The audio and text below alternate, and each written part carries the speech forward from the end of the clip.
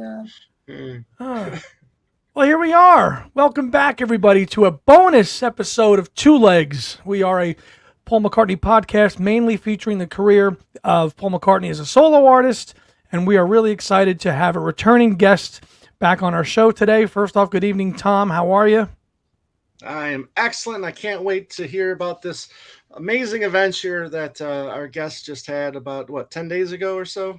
Yeah. Yeah, well, back on Two Legs is returning world traveler and jet setter Joan Borreli, traveler of all things McCartney. She is the best. She is like the super fan if Paul's playing or Paul related. She doesn't care where it is she's going. And what a story she's got to tell us today about the activities she's been up to the last, I would say, 3 weeks or so. Incredible. Joan, welcome back to Two Legs. Thanks, Andy. Hi, Tom. Good to see you both. Awesome. See you too. Awesome. So, Joan, tell us flat out what your life has been like the last 3 weeks, starting it off with the storytellers with Conan and Paul. Well, it all started with our mutual friend, Tom Liverani, Yep. who I know was on your show. Tom was the one who quickly sent me the link to buy the tickets for storytellers. And that unto itself was crazy because I was out on a bird watching trip in the middle of nowhere. And I literally had 1 minute of phone reception. And in that 1 minute, I got Tom's text. And his text said, "Don't read it, buy a ticket." And I clicked it really quick, said, okay. I didn't even know what it was, but I figured if he was sending it to me, it was good. It was important. It was important. Yeah. I bought 2 tickets. And then I went back and saw what it was, and I started screaming like, oh my God, I can't believe this. And then I quickly sent the link to all of my friends, and a couple of them were lucky and able to get tickets as well. So that's when the fever begins, knowing that we're going to go to this very exclusive event and start making all of our plans and everything for that. And there's a pretty tight core group of people that, the fans on the run people that go to these things. Right. Sure. Right. That's always fun too, because we're going to reconnect with people. Everybody when you get there, yeah. So was the main fans on the run, Mr. Glover there? He did not make it, unfortunately. Okay. I know he was feeling bad. He really wanted to be there, but he had another commitment, so he couldn't make it. How soon out, Joan, were the tickets? I know the event, the discussion was on June 15th. How soon did you find out about tickets? It was that morning. Wow. It was literally that morning that he sent the link. And as soon as I got tickets, I tried to jump back in, but they were sold out in just a matter of minutes. They went very, very quickly. I think as soon as it got out on social media, everybody just... That was a week prior to the event, though, wasn't it? I mean, how do you remember? No, it was probably a good month before something. Oh, a month. It was a month before the event. Okay. Yeah. Okay. It was, definitely. It was actually that's right. Yeah. The very beginning of May when we bought the tickets. Mm-hmm. And so the day of I went to New York the day before to sort of scope out the venue, see what it was going to be like to go in. And I think you heard some of the stories. They were general admission tickets. Yeah. It's going to be a case of first come, first serve. I was number 1 in line. Were you really? Yeah, I got there at 6 a.m. Not because I wanted to, but I was just so excited for the event. I couldn't sleep anyway. So I gave up and said, I'm just going to go down there. You're number 1. Wow. I spent the early morning chatting with security guards. And then the other crazies showed up. And we used our little number system, which we thought was going to be great. And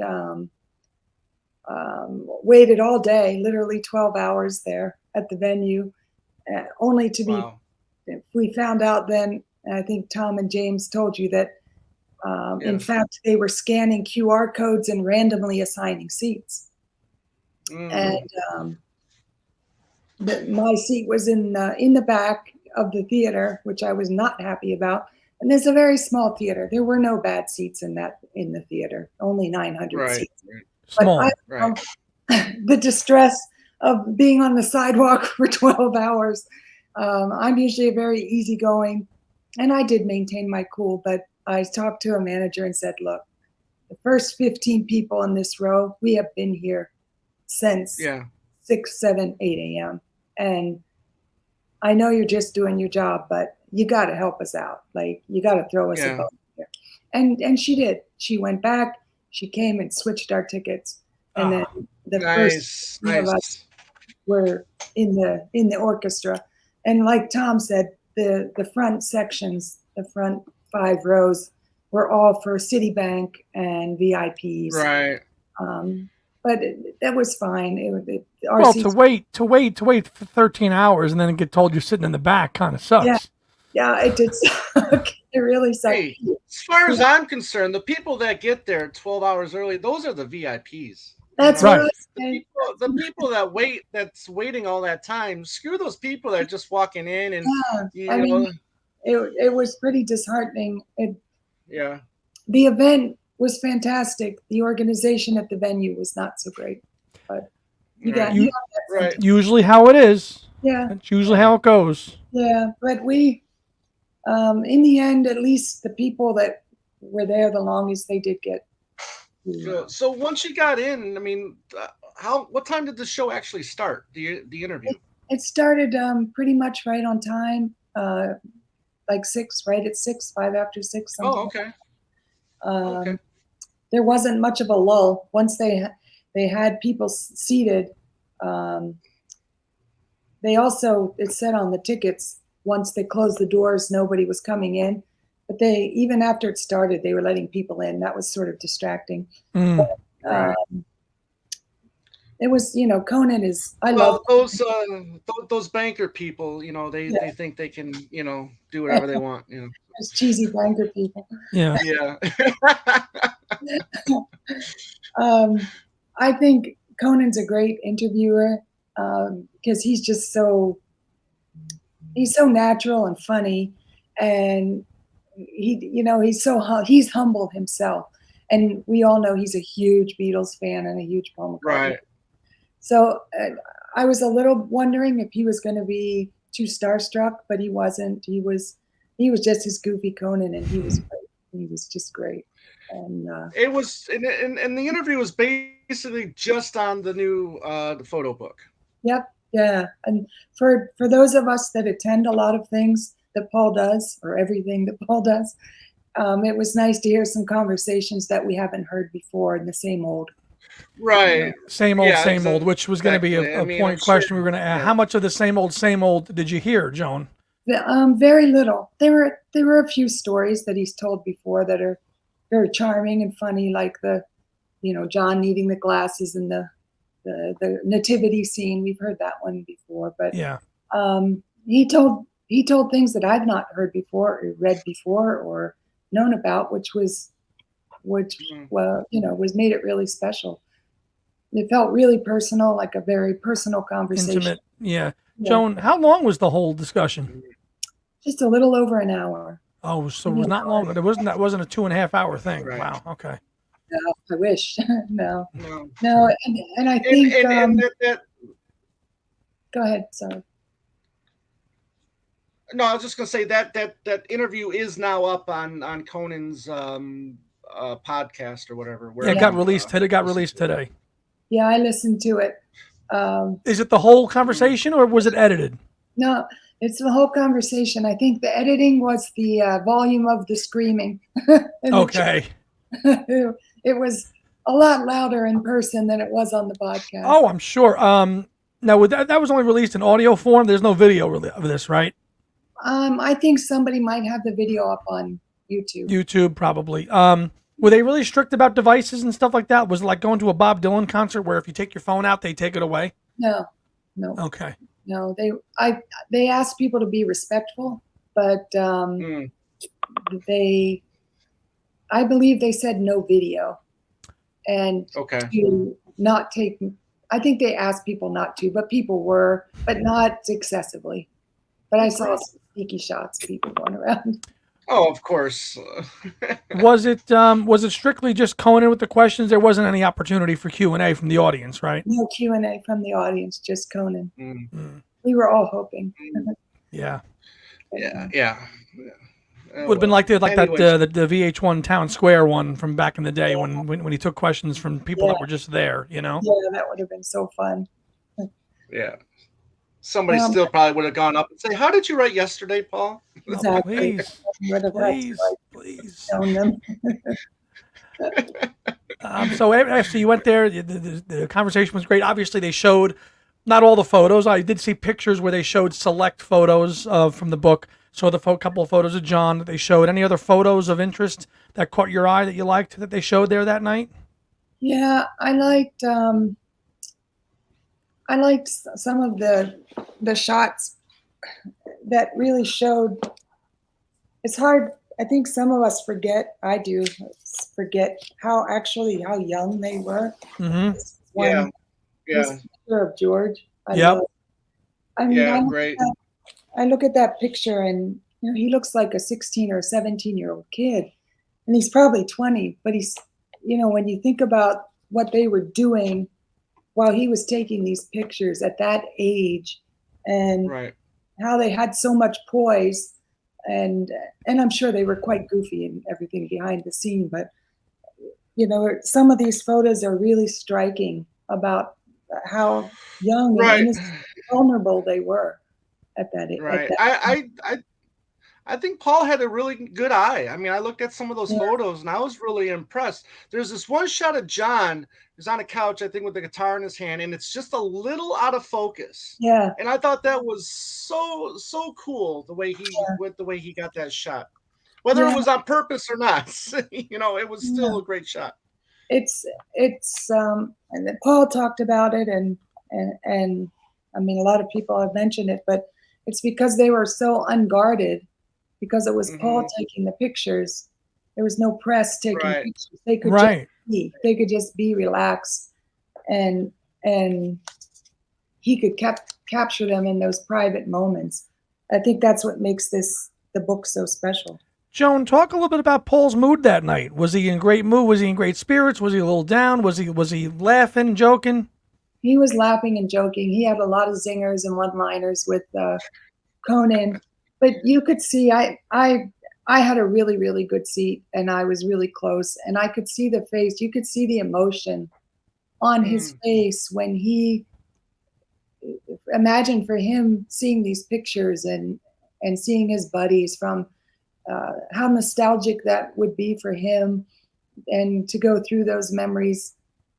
As we get older, we barely remember what we did last year, but we can remember everything we did when we were 16. Right. 100%. 100%. You could see on his face the joy that he was getting from the memories of these times. When he was with his best mates and probably living the best days of his life. And there was love. You could see the love on his face. Absolutely.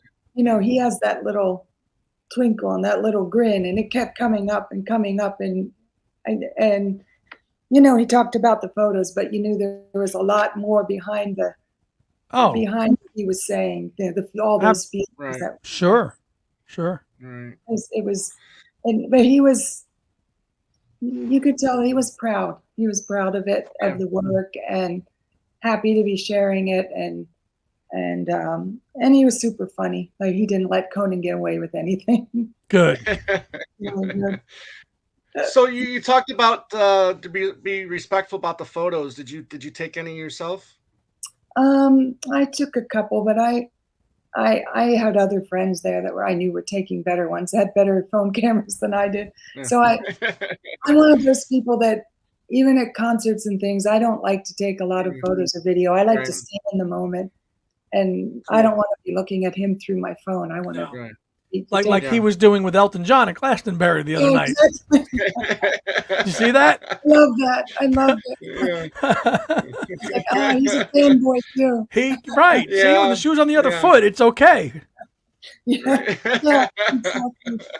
Exactly. Well, that sounds like it was an incredible evening and really fortuitous that Tom Liverani shot you the message to get the Oh my tickets gosh. with the day, the day that they went on sale, and you got in, Yeah, it and you got to see a once in a lifetime conversation. was amazing. Beatles friends are the best friends. They always get your back. Awesome, awesome. So from there, you then hopped on a plane and went over to England, and you went to go see Mark Lewisohn give his Evolver '63 presentation. Tell us about it. That all of this, that whole London Liverpool trip came about because I got very lucky to get a copy of the signed 1960 Eyes of the Storm. Right. When the book was announced, and it was announced that he was going to sign 175 copies of the book, the article I read said they were only going to be released in England and Ireland. And I saw that, and there was a list of bookstores. And I was sitting here working, and I was, like just this was rolling around in my brain. Oh my God, I'd love to have one of those books. I'd love to have one. Yeah. I said, one of my friends was texting me, "Are you going to call? Are you going to call?" I'm like, "Oh, it seems like a waste, but I'll call a couple bookstores." But it was getting towards the end of the day in London. I'm just sitting here dialing one. No, it's already sold. No, it's already sold. No, it's already sold. So I find this tiny little bookstore in this place called Churleywood, which I've never heard of. And the lady, very nice lady, answers the phone, and she said, "That's so weird. You're the second person calling me right now about this book. I have a gentleman on the phone from Canada, and he wants it, but he doesn't want to pay for it." I said, "I have my credit card in my hand. Get rid of him. I will pay for it." And she said, "Really?" And I said, "I'm serious. I am dead serious. Get rid of him, please." And she said, "Hold on a second." And she puts me on hold. She comes back and she's like, "Okay, dear, are you sure? Are you sure?" I said, "I'm sure. I want this book." And she said, "Well, how are you going to get it? Because it's too valuable. I don't want to send it to you." I said, "I will come and get it. Don't worry about it. I want the book." And I Wow. got the book on the phone. Over the phone, Nice. I bought the book. And of course, I went screaming down the driveway to my husband, "I got the I book. got it. I got it. I got it. Yeah. He's like, "What book?" I said, "Oh, just a book." And guess what? I can't go to Don't Barnes and worry. Nobles down the street to get it either. Yes, and by the way, I'm going Pack to your London. bag. So since I had to, since I was going to New York for the show, then I thought, well, it's worth it to fly from New York and to London and pick up the book. And then as I started making my plans, it was just so fortuitous. I kept finding all these things like Mark Lewisohn. Oh, that date works. I'm going to do that. Oh, this tribute to Paul, that works. I'm going to do that. The last time I was there, I didn't get to do the Beatle childhood home, so I'm going to do that. Oh. So, real Started quick though, lining up things. did you pick up the book first, or did you get that later? I picked up the book when I came back from Liverpool because the shop owner was out of town and she wanted to be there when I came to Right. get the book. And she Okay. was, Was the bookstore in the south outside of London? yeah, it was about 50 minutes by train. I Oh. got Wow. lost going to, I was like all over the place, finally figured it out, got to the train station and then had to walk to this tiny little town, this tiny little bookstore, like no bigger than my office. Very cute though, Right. very, very nice. You could tell it was a person who loved books. And I went up to the counter and said, "Is Cheryl here?" And the lady said, "Are you the lady? Are you the lady with the book?" Are you the lady from America? And I guess I said, "I think I am that lady." She went, "She's here, she's here." And in the So back, it's like you became a little celebrity in that town because you traveled across the world to get the book. it was hilarious. She came running out. She had balloons, champagne, and the box. She hadn't even opened the box. And then she started calling everybody, "She's here, Oh, coming." Wow. And we've all been dying to see this book. And there was even a person outside that heard them cheering and came in. Wow. So then we had to unbox the book. Well, show the box before you show the book. Let's see the box. Well, Yeah. before you show that, show the box that it came in first, please, Joan. The box. And it's Oh, wow. very nice packaging. Okay. Okay. I have Oh, no very phones. nice. Yep. Yeah. All right. And then Very she's cool. like, "Do you mind opening it here?" And I said, "Oh, I'm going to open it here. Trust me." And it's very nice. I mean, everything that Paul does, Wow. Is it's always Yeah. packaging, everything. is top notch exclusive, right? Yeah. Oh, you didn't check that thing on the plane coming back, did you? Oh no, I carried it. And it's heavy. And it comes with this is really nice. It comes with a contact sheet. Oh, it comes with the contact Nice. sheet. Wow. Yeah, and a nice folder. I think each book had a different contact sheet, if I'm not mistaken. All right. Was that Oh, your kinda name on the front of that folder? Is that your No, name on the front of the Yes, folder? it's his Oh, that's signature. Paul. Oh, okay. Okay. That's not his. That's not the actual- signature. No. Right. Okay. All right. Well, let's see that signature then. So that's the cover. That's the main cover of the. Okay, so that's a little bit different. Okay, Yeah. very cool. And let's take a look. You open it without bending pages. Yes. And there it is. There Number it is. 20 out of 175. Number 20. Wow. About that. That is yeah. It's my Standing prized out right possession. Bravo, Joan. Yes. I'm so thrilled. And I don't know, it meant a lot to go there, to go to England to To get get it. it. Right. And it was just so great that there were other things for you to do while you were there. You weren't just going there to get the book, which is crazy of a once in a lifetime thing in Yeah. itself to make a journey to get a signed book, but then you were able to make a really cool trip out of it. I did. It was just so, it was so special. And I mean, I've been to London and Liverpool before, and I've done a lot of the things, but it's just, when you're that big of a fan, these visits and revisiting these sites, they don't get old. I can Nope. walk across Abbey Road 1,000 times. I can stand in front of the studio and just, dream. I could do it every year. And it it's- would still Right. feel awesome, wouldn't it? yeah, it does. It's really moving. Magical places, magical moments that Yeah. you can always recreate because they're that special of a place Yes. for us. And the Mark Lewisohn talk was so fascinating. Well, before we get to that, have you met Lewisohn, or have you ever heard him speak before? Yeah, I met him at Beatles Fest actually this year. Oh. Yeah. last Okay. year. Yeah. And That's right, because you did go. Yeah. I'm sorry our paths didn't cross. no, I Yeah, kept I know. by your booth, but you guys are always away. But I'll get you this year. Yeah. Yeah. Okay. Cool. Or next year, I should say. Yeah, I met him there and chatted with him there, and I've listened to him a lot on podcasts and things like that. Yeah. He's a really good speaker and really interesting guy. Excellent. Yeah. So, Joan, Excellent stuff. what was the focus of his Evolver 63 presentation? What month? What was he talking about in 63? What was his presentation on? He talked about that whole year of The 1960. whole year. Okay. And he sort of took it month by month and different events. And it wasn't like a super slick production. He literally had his laptop up on the stage, Right. Yeah. his own files, his Yeah. own audio and video, Right. pictures, and just discussed what the Beatles were doing during each week of that year, and what's the word? Supported his talking with his different audio tracks and pictures and things from his archives. Yeah. So he did the whole year. The presentation was the whole year of 63. Yeah, Wow, that must be pretty thorough because we saw him do 1 month at a fest a year or two ago, and that was pretty. I think he did August of 67, and it was 1 month was pretty thorough. Yeah. It was- when I went to. Oh, go ahead, Joan.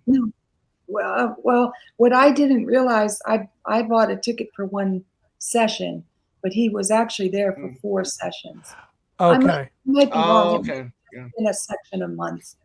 It could have been October Okay. to December. Now that I'm Yeah, thinking. okay, that makes sense because I did see that there was a series of shows. It Yes. wasn't just one show, so that makes complete sense. Now when I went to the 2018 White Album Symposium in Jersey for Mammoth that Ken Womack Monmouth. hosted, yeah, Mammoth, thank you. He did the whole sessions for the White Album, and that took it was damn near 3 hours long. Wow. It was amazing. Yeah, he just does a great, thorough job, Yeah. and his lectures are top notch for sure. Yeah. He Uh, said he Go ahead, did say Joan. he was going to do this something similar for every year. So every year he would do. And we know why he's doing these presentations. He's got to keep himself funded to write the book. Yep. The book doesn't write itself for free, so he needs to do these presentations to make a living. I understand it. So people that want to harp on the man for not writing, look, the man has to eat too and write a book. So he's going to take his knowledge, and if he can profit by it, then good on him for doing it because there's nobody better. I think the same thing, and I was so impressed. It was really fascinating. I really enjoyed it. Joan, where was that? Where did that discussion take place? Where is it? Was it in London? Yeah, it was in London. I want to say it was the UCL campus. It was on a small in a small theater right near Euston Station. Oh, it's near Euston Station, which is near the British Library, actually. Yes, in actual fact. very close to the British Library. Yeah. So all the main station right to get on. That's the main hub to get anywhere you need to go to. When you get off, actually, to go up to Liverpool, you get on Euston Station, and there you go. So we can kind of continue on our journey from there. So from the discussion, which actually, fun fact, trivia, Beatle fans, if you look at the photo of the Red and the Blue album, though that picture was taken right outside Euston Station at St. Pancras, which was right down the road from there. Oh yeah, that's really Yeah. Yeah, Euston Station, St. Pancras. It's all that the gate with all the kids around them and everything. That photo was taken just down the road from Euston Station. Oh wow! I probably walked past it because I was staying at the St. Pancras. You were saying it's St. Pancras, so it was you probably walked right by it and didn't realize it. Oh my gosh, that's cool. So from Mark's presentation, you then got on the Virgin Megatrain, and God bless them. And in 2 hours, you got up to Liverpool to go to the Cavern. Tell us about that. Yeah, so I stayed at the Hard Day's Night Hotel. I love that hotel. Oh, the best. Even though the statues outside don't represent, like a lot of people don't like the statues because they're not Beatle period statues. Yeah. Yeah. What do you think about that? Does that bother you? Yeah. Nah, it doesn't bother me. Because it's cool enough. It's the Hard Day's Night Hotel. Who cares, right? Right. I'm just happy to see. Yeah. Yeah, it didn't bother me. That wouldn't bother me. So did you go? So you got on in Euston and you got off at Liverpool Lime Street, isn't that right? Yep. Of course you did. Yep. You got off at Lime Street and then you walked down and yeah. See, I'm loving this. This is fantastic because I'm channeling all my Liverpool days here. So I love Liverpool, the nicest people in the world.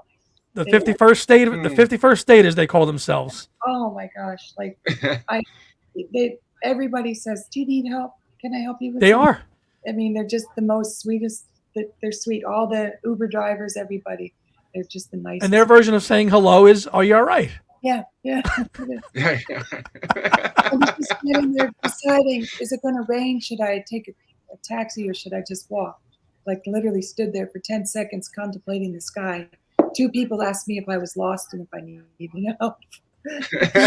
Salt of the earth people, I'm telling you. So you got a cab and you went right to the city center down there, and you went and checked into the Hard Day's Night Hotel, which where else can you go when you're right off of Matthew Street when you're in Liverpool than to stay there? And tell us about the hotel and what led you to the Paul McCartney tribute concert, and tell us about that. That was again, it was just fortuitous timing. I think I saw it come up on Facebook or Instagram, one of those.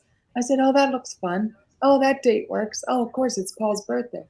So I bought a ticket for that and wasn't sure what to expect. I'm not a huge fan of tribute acts and that sort of thing, but I thought it's in the Cavern. It's going to be fun. So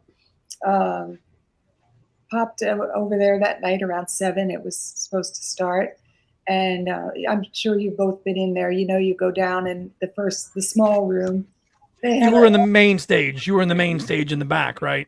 I didn't get there yet. First on the little stage, and when you first go down the stairs, they had a really nice a band doing all real early Beatles, Buddy Holly, Gary and the Pacemakers, like all early rock type things. Older guys, really good musicians, good singers. It was a lot of fun, and it was packed. I mean, it was just packed with people, and people were dancing, and the party had already started. And then, so I stayed there for about an hour, probably listening to the music and having some drinks and things. And then they said the tribute act was starting. Then we went back to the main stage where Paul actually performed. Where Paul played, right, a couple of times. What was the set like? Was it Beatle heavy? Was it solo, mix, wings? It was all solo, and nice, awesome. And until the end, then when he got to the encore, he did some Beatles. He did Get Back and Helter Skelter. Fair enough. Any songs of note that really caught your attention that you thought the band really nailed in terms of doing all? You know, it's rare to hear all Paul solo tribute shows. You know, so I can be a little critical sometimes for this kind of thing, but the announcer said that this singer, I think his name was Tony Coburn. Oh, I know him. Do you know him? I do know. Yes, I do.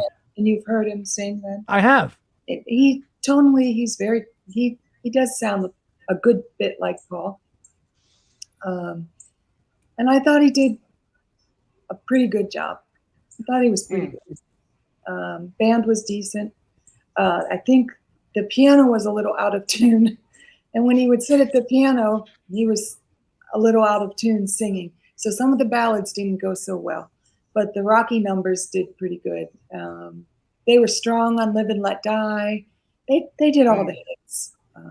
Okay. Sure, it was a packed crowd in the back room there. It was like you could not move an inch in there. I believe it. Very, very happy, welcoming crowd.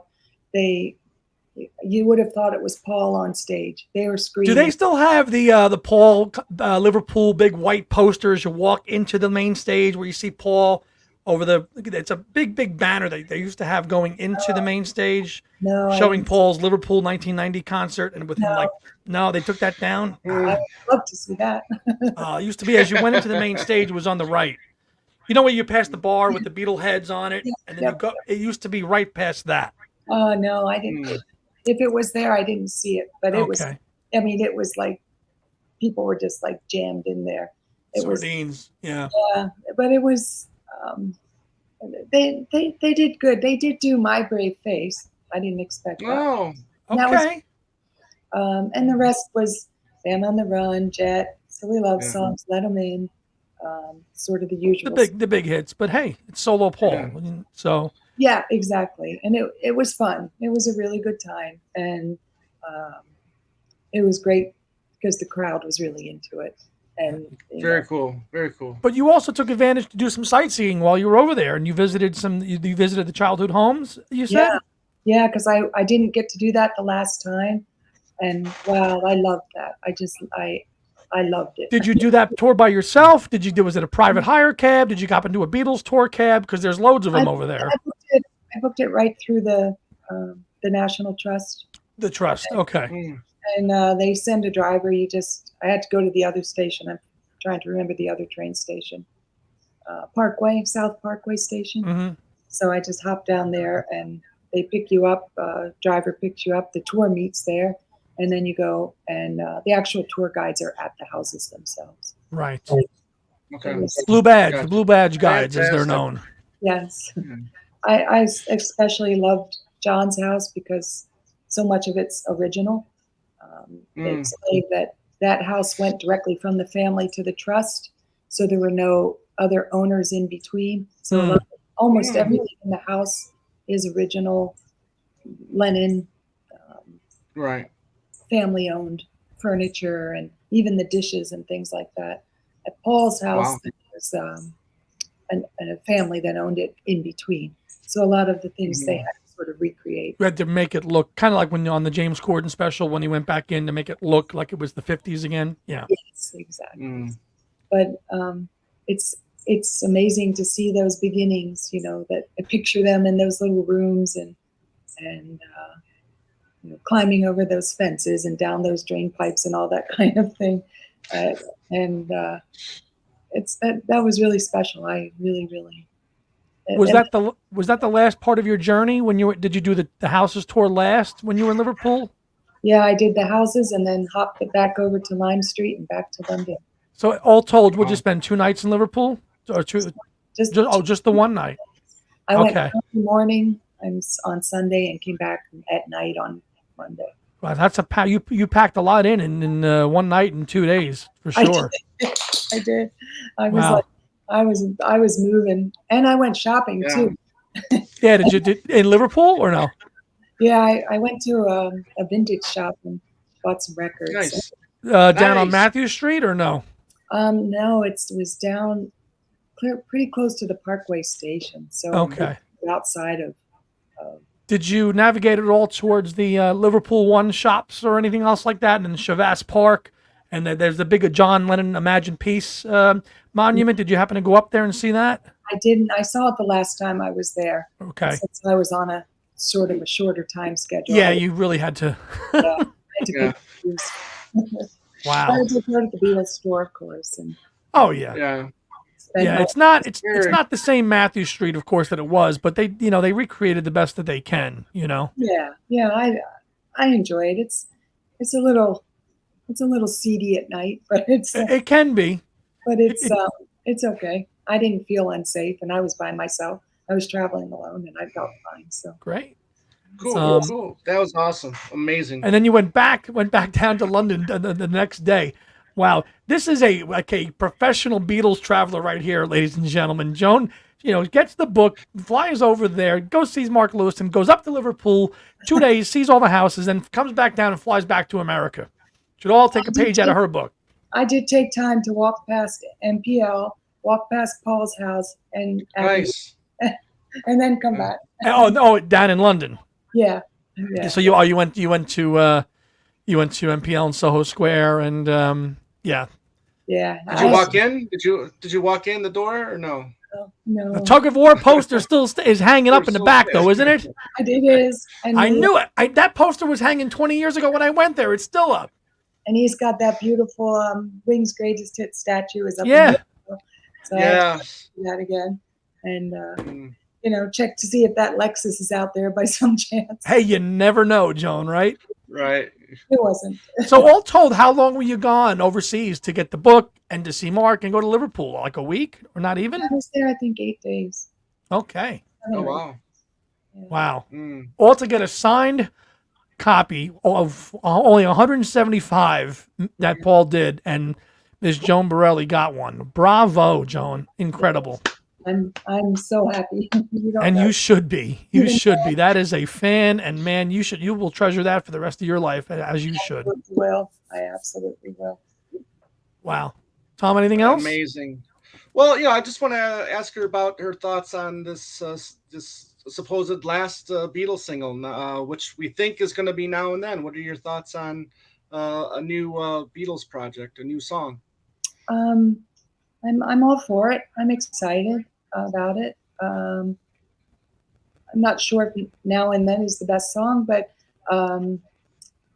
if that's what we have, then I'm grateful that we have it. I'm glad that Sean and Paul came and clarified all this AI nonsense. Yes. Yeah. Because I was getting tired of seeing all the comments and all the uproar about something people didn't know what they were talking about. Right. But if we can get another piece of Beatle history and we get another song, then what's to be sad about? I mean, I think it's something to cheer. And I've heard a couple people say if they could, maybe they can use the same technology to clean up Free as a Bird and Real Love. Even better. Right. Yeah. That would be really nice. If they could do that and put it out like an EP of some sort, that would be even better. So, Joan, you believe that you don't believe just because George didn't like Now and Then, if it's indeed Now and Then, that he kind of vetoed it, and that Paul and Ringo putting it out is kind of against what he wished. What are your thoughts about that? I love George Harrison. I adore him, respect him in every way. I think he was maybe a little sour in general for what his own reasons, and he was, of course, free to have his own feelings. So I could see George poo-pooing a lot of things that Paul might have wanted to do, or that Ringo might have wanted to do, just by his nature, and not because he necessarily thought it was good or bad. I would think that his son and Olivia would respect him enough that if they felt it was not upkeeping with the memory of the Beatles, that they would put a stop to it. Right, because they could probably even realize that we know Dad sometimes could have been in a mood that day, and if they truly felt that George didn't like it, they probably would have said, "Hey, look, don't release this." That's what I think. I mean, I think we have to trust them to know George better than anybody, and so if they've given it the green light, then I would say that in the end, George would give it the green light too. Absolutely. Yeah, because George went through some dark times there, especially in the 1990s after his financial hardships and stuff like that. Absolutely. So Absolutely. Oh, Handmade, with getting ripped off and everything. So with time, I'm sure had he lived, he would have been like, okay, go ahead and put it out. Then, and especially if he had a hand in it, and he had a hand in the quality of the product, I think he would have been happy. Yeah, I think he would have been happy. And time does a lot to heal old wounds and things like that, and maybe at that point in time he hadn't moved past some of the problems that the Beatles had together. Maybe not. Yeah, and maybe at this point in time, I mean, once you start to get into your 80s, there's not a whole lot to that anymore, right? No. Yeah, good and that point speaks there. that speaks to how you described Paul at the start of our conversation. At his demeanor at the Conan talk, he was just, full of life and happy, and was just having a good time. Because when you get to be 81, thank God we have every moment that we have with him. Yeah, he just always seems to be a joy. The guy just has. He just emanates that positivity, and right. That's why we all love him so much and admire him so much. And I've said it many times. I've said it to all of you. He's my hero. He's my life hero, and that's not just the love of his music, but my admiration for him as a person. Right, outside of being a musician, just how he goes, how he lives his life and does things the right way. Forget about being a fantastic musician. Right. And I don't know him obviously personally, but I know the person that he puts forth, and I just think he's really somebody to admire. Truly. Couldn't agree more. Joan, will we see you at the fest next year in February? Absolutely. I've booked the hotel. Fantastic. Excellent. Glad to hear that. We will be there. Joan, could you give us one more look at the book before we say goodbye? I'm going to show you the. So that's the spine of the book. Okay, with the pictures, that's the back. Yeah. That's the front, and then the side has the cities, right? Yeah. And right. Oh, okay. Right. Okay. When you pull the book out, it had the spines. Wow.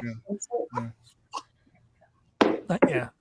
19 on one side. Yep. Yeah. 64 to the front. Beautiful. And then the spine has the right. Okay. Cool. Well, I think that the top of the outer box had the cities on the top of the box. Oh, on the brown box? Was it the brown box? Oh, yeah. No. The other box. The book was in. Oh, here, this, yeah. Ah, there they are. Yeah. That's yeah. There you go. There you go. Yeah. Fantastic. Yeah. Well, that's a good looking, awesome. Good looking packaging. What a treasure, Joan Borreli. Thank you so much for sharing a few minutes of what must have been an incredible 3 weeks or so in your life to see Paul McCartney up close, travel to London, travel to Liverpool, see a tribute concert to him, go to his childhood home, all in a 3-week time period. God bless you, and may the good luck keep riding on your shoulders with all your McCartney collecting. Let's hoping for a tour. Let's see. Fingers crossed. Fingers crossed. All right, partner. I think that's it. Tom, anything else you want to add before we sign off? Yeah. Partner? That's it. Let's wrap it up. Nice All right, talking to you. Thank you for having Go me. ahead, wrap it up. Absolutely, Joan. Thanks so much. So for Joan Borreli and my partner, Tom Hunyadi, this is Andy Nichols, and we will see you on the next episode of Two Legs. Thanks for checking out this very most special bonus interview, probably one of the coolest ones we've ever done, with a firsthand experience that all of us would kill for. And Miss Joan Borreli, fantastic, and much congratulations to you for it. Thank you. Thanks, guys. See you soon. Yep.